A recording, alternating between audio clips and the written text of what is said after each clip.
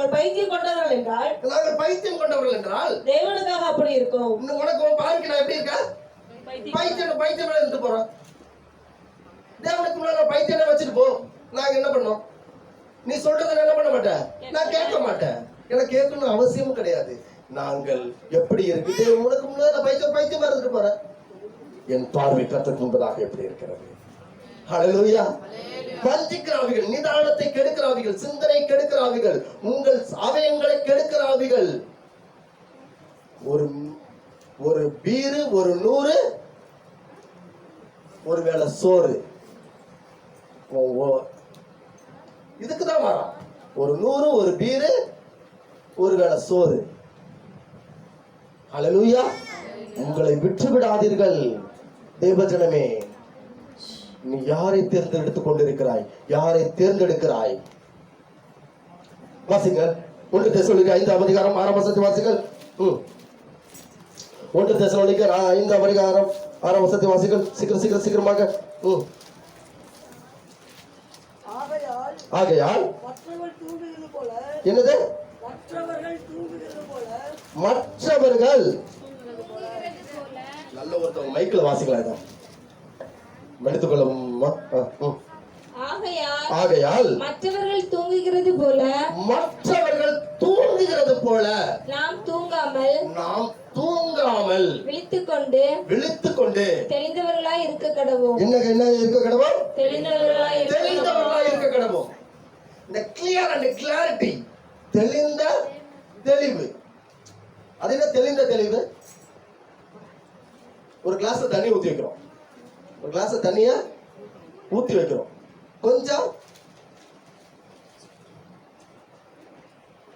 கொஞ்சம் மண்ணள்ளி போடுறோம்.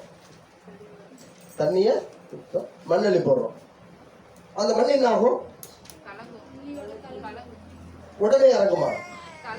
அப்படியே கொஞ்சமா இறங்குமா? இறங்கின பிறகு இறங்க என்ன பண்ணுவோம்? மண் அடியில போயிடும், தண்ணி இருக்கும். இப்ப தண்ணி தாகம் எடுக்குது. உங்களுக்கு பயங்கரமா தண்ணி தாகம் எடுக்குது. ஒருத்தன் ஒரு பிடி மண்ணள்ளி போட்டுட்டான். தண்ணி பயங்கர தாகம் எடுக்குது. நீங்க என்ன பண்ணீங்க? தண்ணி தாகம் எடுக்குது. நீங்க குடிக்கிற தண்ணியில மண்ணள்ளி போட்டுட்டா என்ன பண்ணுவீங்க? அது தெளிவாகும் வரைக்கும், நீங்கள் தெளிவாகும் வரைக்கும், தண்ணீர் தெளிவாகும் வரைக்கும் நீங்கள் காத்திருக்க வேண்டும். அதே போலதான் உங்களை வஞ்சிக்கிறபடி ஒருவன் வருவானே, அவன் மண்ணள்ளி போடத்தான் வருவான், கல்லள்ளி போடத்தான் வருவான், உங்களை அமிழ்த்து போடத்தான் வருவான், உங்களை கவிழ்த்து போடத்தான் வருவான். நீங்கள் தெளிந்தவர்களாக அந்த தண்ணீர் தெளியும் வரை நான் காத்திருப்பேன். நிதானத்தோடு அந்த மண்ணானது அடியிலே தங்கும் வரை நான் உறிஞ்சி குடித்து விடுவேன். ஹல்லேலூயா, ஹல்லேலூயா. நான் என்ன பண்ணுவேன்? உறிஞ்சி குடித்து விடுவேன். நான் கவுத்து குடிக்க மாட்டேன், இப்படி குடிக்க மாட்டேன். அப்ப கூட மண்ணு உள்ள போயிடும். நான் என்ன பண்ணுவேன்? மேலாப்புல குடிச்சிருக்கேன். ஹல்லேலூயா, ஹல்லேலூயா. தெளிந்த புத்திரர்களாயிருங்கள். உங்களுக்கு வஞ்சிக்கபடி வருவான். இன்னைக்கு நான் சொல்ற பிரசங்கம் எத்தனை பேருக்கு புரியுதுன்னு தெரியாது. நான் சொல்ற வார்த்தைகள் எத்தனை பேருக்கு புரியுது என்று எனக்கு தெரியவில்லை. ஆனால் புரிந்தவர்கள் பாக்கியவான்கள். ஹல்லேலூயா, ஹல்லேலூயா. புரிந்தவர்கள் அனைவரும் பாக்கியவான்கள். இதை யூடியூப்ல போடும்போது இன்னும் பயங்கரமா இருக்கும். ஹல்லேலூயா, ஹல்லேலூயா. வாசிங்கள், தொடர்ந்து வாசிங்கள். ராத்திரியிலே தூங்குவார்கள். வெறி கொள்கிறவர்கள். என்னது கொள்ளுவார்கள்? வெறி கொள்கிறவர்கள். ராத்திரியிலே வெறி கொள்ளுவார்கள். பகலுக்குரியவர்களாகிய நாமோ. வேதம் எவ்வளவு தெளிவா. வேதம் மாதிரினா உனக்கு கிடைக்காதுமா. வேதம் மாதிரினா நமக்கு சொல்லி கொடுக்கறதுக்கு இந்த உலகத்துல எத்தனையோ புக்குகள் இருக்கு. இந்த வேதம் மாதிரி நமக்கு சொல்லி கொடுக்கறதுக்கு எதுவுமே கிடையாது. வாசிங்க சிஸ்டர். பகலுக்குரியவர்களாகிய நாமோ. என்னது? பகலுக்குரியவர்களாகிய நாமோ தெளிந்தவர்களாய் இருந்து. ஆகையால் மற்றவர்கள் தூங்குகிறது போல நாம தூங்காமல் விழித்துக் கொண்டு தெளிந்தவர்களாய் இருக்க கடவோம். தூங்குகிறவர்கள் ராத்திரியிலே தூங்குவார்கள். வெறி கொள்கிறவர்கள் ராத்திரியிலே வெறி கொள்வார்கள். பகலுக்குரியவர்களாகிய நாமோ. பகலுக்குள்ளவர்களாகிய நாமோ தெளிந்தவர்களாய் தெளிந்தவர்களாய் இருந்து விசுவாசம் அன்பு என்னும் மார்க்கவசத்தையும் ரட்சிப்பின் நம்பிக்கை என்னும் தலைசீராவையும் தரித்துக் கொண்டிருக்க கடவோம். வேத வசனத்தையும் ஜபத்திலையும் தரித்திருக்க கடவோம். அல்லேலூயா. இதைத்தான் வேதம் சொல்லுகிறது. இப்ப பாக்கியாக்காவை, மலரக்காவை, அண்ணாளம்மாவை, ஜெனிஃபர் சிஸ்டர் வஞ்சிக்கலான்னு ஒரு கூட்டம் வருது. ஏமாத்தலாம், வஞ்சித்துலாம், அந்த வலையில சிக்க வச்சலாம், இந்த வலையில சிக்க வச்சலாம்னு வருது. அவர்கள் எப்படிப்பட்ட காரியத்துல இருந்தால் அவர்கள் விட மாட்டார்கள்? தெளிந்த புத்தி உள்ளவர்களா எதுல இருக்கணும்? விழித்திருந்து. அவன் என்ன பண்றான்? தூங்குறவன் ராத்திரிலே தூங்குறான், வெறி கொள்கிறவன் ராத்திரியிலே வெறி கொள்ளுவான். பகலுக்குரியவர்களாகிய நாமோ பகல் வெளிச்சது. பகலுக்குள்ளனா என்ன புரிஞ்சுக்கிட்டீங்கன்னு தெரியல சிஸ்டர். ராத்திரி என்றால் இரவு என்றால் இருள் என்றால் எதை குறிக்கிறது? நன்றாய் கவனித்துக் கொள்ளுங்கள். நிதானமாக இப்படி சொல்ற, நிதானமாக கேளுங்கள். இருள் என்பது எதை குறிக்கிறது? இருள் என்பது எதை குறிக்கிறது? தேவன் இருளை படைத்தார். இருள் எதை குறிக்கிறது? மேக்சிமம் வாசிங்க வசனத்தை. இந்த வசனத்தை தூங்குகிறவர்கள் ராத்திரியிலே தூங்குவார்கள். வெறி கொள்கிறவர்கள் யாரு? வெறி கொள்கிறவர்கள் யாரு? உங்களை வஞ்சிக்கிறவர்கள், பிசாசின் கூட்டங்கள், வெறி பிடித்துக்குவர்கள். இருளில் இருக்கும் அந்தகாரத்தை விளக்கும்படியாக தேவன் வெளிச்சத்தை உண்டாக்கினார். ஹல்லேலூயா. புரியுதா இல்லையா? இருள் என்பது உங்கள் வாழ்க்கையிலே அடைக்கப்பட்டிருக்கிறது, உங்களை வஞ்சித்து வைக்கக்கூடியது. நீங்கள் அந்த இருளிலே கர்த்தருக்குள்ளாக நீங்கள் என்ன பண்ணணும்? நிதானமாக, தேவனுக்குள்ளாக நிதானமாக, தெளிந்த புத்தர்களாக ஜபத்தில் விழித்துக் கொண்டு இருந்து என்ன பண்ணும்? விழித்துக் கொண்டு இருந்து ஜெபம் பண்ணணும் ஆண்டவருக்குள்ளாக. அந்த நேரம், தூங்குற நேரம் தூங்க வேண்டும். வெறி பிடித்தவர்களாய் இருக்கிறவர்கள், பிசாசின் கூட்டங்கள் என்ன பண்ணாது? இருளிலே தூங்காது, பகலிலே தூங்கும். புரியுதா? பின்பதாக கர்த்தர் சொல்றார் பாருங்க, பகலுக்குள்ளவர்களாகிய, அதாவது வெளிச்சத்தின் பிள்ளைகளாகிய நாமோ தெரிந்தவர்களாய் இருந்து என்னவருக்கு வெளிச்சத்தின் பிள்ளை. நல்ல ஆண்டவர் சொல்றாரு, என்ன பண்றாரு? பகலுக்குரியவர்களாகிய தூங்கு, பகல் என்ன பண்ண? விழித்திருந்து வெளிச்சம் கொண்டவர்களாய், வெளிச்சத்தின் பிள்ளைகளாகிய நாமோ தெளிந்தவர்களாய் இருந்து விசுவாசம் அன்பு என்னும் மார்க்கவசத்தையும் ரட்சிப்பின் நம்பிக்கை என்னும் தலைசீராவையும் தரித்துக்கொள்வோம். ஜபத்திலும் வேதத்திலும் வேத வாசிப்பிலும் தரித்திருக்க கடவோம். ஹல்லேலூயா. ஹல்லேலூயா. புரிந்தவர்கள் ஹல்லேலூயா சொல்லுங்க. வாசிங்கள், தொடர்ந்து வாசிங்கள். தீத்து வசனம் நிறைய இருக்கு, அதனால கம்மியா எடுத்துக்கலாம். தீத்து 2ஆம் அதிகாரம் 1ஆம் வசனத்தை வாசிங்கள். நீயோ ஆரோக்கியமான உபதேசத்தை கேட்டவைகளை பேசு. என்ன பண்ணும்? வாசிங்க. நீயோ ஆரோக்கியமான உபதேசத்துக்கு ஏற்றவைகளை பேசு. நான் என்ன பண்ணணுமா?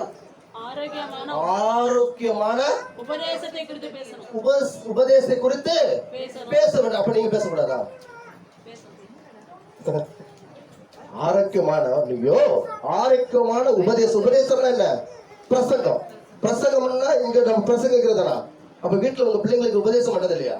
உங்க கணவனுக்கு உபதேசம் பண்ணது இல்லையா? உங்க மனைவிக்கு உபதேசம் பண்ணது இல்லையா? பிள்ளைகளுக்கு உபதேசம் பண்ணது இல்லையா? பிள்ளைகள் நமக்கு உபதேசம் பண்ணது இல்லையா? பிள்ளைகள் நண்பர்களுக்கு உபதேசம் பண்ணது இல்லையா? ஆசிரியர்கள் மாணவர்களுக்கு உபதேசம் பண்ணுகிறா? நல்ல வழி நடத்துகிற அலுவலகத்தில் இருக்கிற தலைமையில இருக்கிறவர்கள் நமக்கு நல்ல உபதேசம் பண்ணுகிறது இல்லையா?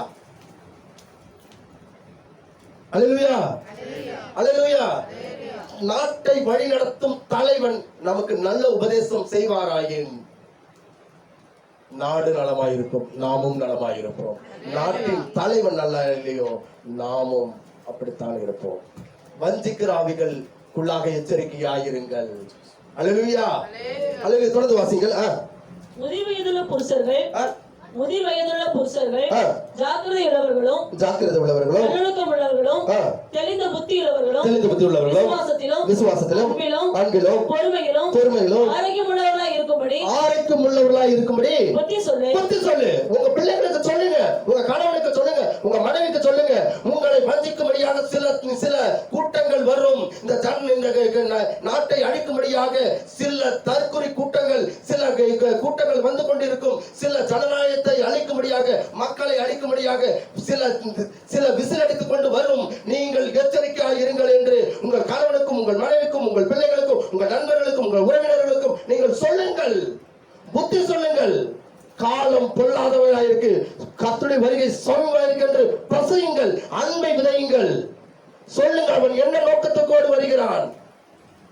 அவன் தேசத்தை அழிக்கும்படியாக, விசுவாசத்தை அழிக்கும்படியாக, வேதத்தை அழிக்கும்படியாக, கிறிஸ்துவில் இருக்கிற அன்பை பிரிக்கும்படியாக, சிறுபான்மை இளையத்தை அழிக்கும்படியாக ஒரு வஞ்சகருக்கு ஆவிகள்.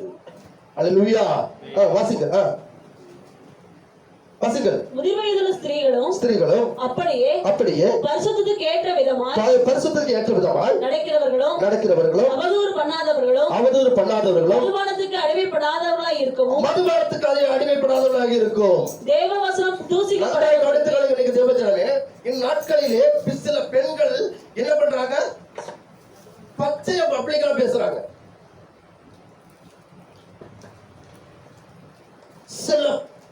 சில ஆவிகள் என்ன பண்றது? அவங்களுக்குள்ள இச்சையின் ஆவிகள், குடிவெறியின் ஆவிகள், விபச்சாரத்தின் ஆவிகள் அவங்களுக்கு என்ன பண்ணுது? சினிமா பைத்தியத்தின் ஆவிகள் என்ன பண்ணுது? ஊடுருவதுனால என்ன பேசுறதே தெரியாமல், என் கணவனை விட எனக்கு அவனை தான் பிடிக்கும். எப்படி வருகிறது வார்த்தை? என் பிள்ளையை விட அவனை தான் பிடிக்கும். எப்படி வருகிறது வார்த்தை? அப்ப என்ன ஆவி உள்ள இருக்கு? இச்சையின் ஆவி. சரீரத்திலே இச்சை, பார்வையிலே இச்சை, பேச்சிலே இச்சை.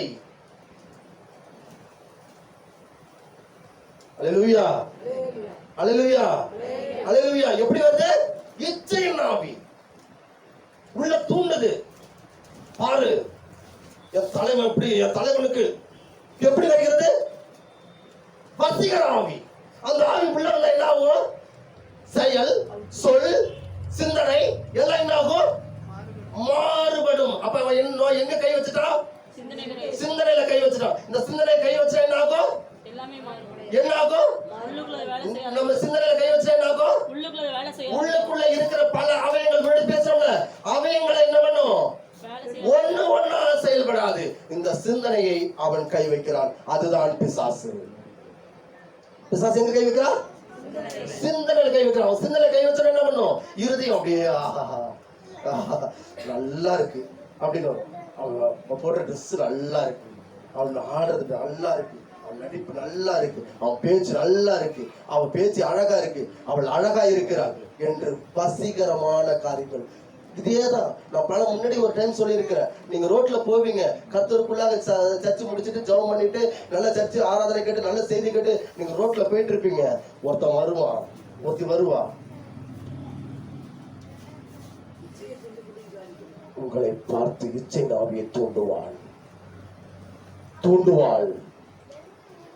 வாங்கமாப்ல ஒரு கட்டிங் போடலாம்.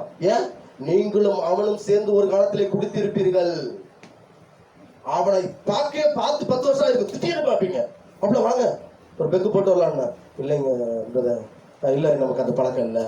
இப்ப நான் கர்த்தருக்குள்ள நான் வாழ்றேன், கர்த்தருக்குள்ள இருக்கிறேன், நான் கர்த்தருக்குள்ள ஜெபம் பண்றேன். ஏசப்பா என்னை ரசிச்சாரு, ஏசப்பாவின் ரத்தத்தால சுத்திகரிக்கப்பட்டு கழுவி நான் மனம் திரும்பி ஒரு மனிதராக வாழ்ந்து கொண்டிருக்கிறேன் நீங்கள் சொல்வீர்கள். ஆனால் பிசாசு என்ன பண்ணுவான்? அவனை அனுப்புவான் உன்னை அழிக்கும்படியாக. அல்லேலூயா, அல்லேலூயா, அல்லேலூயா. வாங்க, நீங்க நார்மலா போயிட்டு இருப்பீங்க, நீங்க நார்மலா போயிட்டு இருப்பீங்க, யாரோ ஒரு ஒரு அர்த்தம் வருவாங்க, இன்னொருத்தவங்களை பத்தி பேசும் புறம் பேசுறதுக்கு சொல்லுவாங்க. அந்த அக்கா இருக்காங்களே அந்த அக்கா, அந்த தங்கச்சி இருக்காங்களே அந்த தங்கச்சி, அந்த அண்ணன் இருக்காங்களே அந்த அண்ணன், அந்த அவர் இருக்காரு அவரு, இப்படின்னு தேவையில்லாத பேச்சுக்களை உங்கள் சிந்தனைகளை கை வைப்பான். நீங்க அந்த அக்காவை பார்த்து கிட்டத்தட்ட 2 வருஷம் ஆயிருக்கும், 3 வருஷம் ஆயிருக்கும், 6 மாசம் ஆயிருக்கும், 1 வாரம் ஆயிருக்கும், 10 நாள் ஆயிருக்கும். திடீர்னு பார்ப்பீர்கள், நீங்கள் நல்லவர்களாக மாறிக்கொண்டிருக்கும் பொழுது, கர்த்தருக்குள்ளாக, வசனத்துக்குள்ளாக, ஜெபத்திற்குள்ளாக நீங்கள் மாறிக்கொண்டிருக்கும் பொழுது திடீர்னு ஒருத்தர், அக்கா அக்கா கேட்டீங்களா,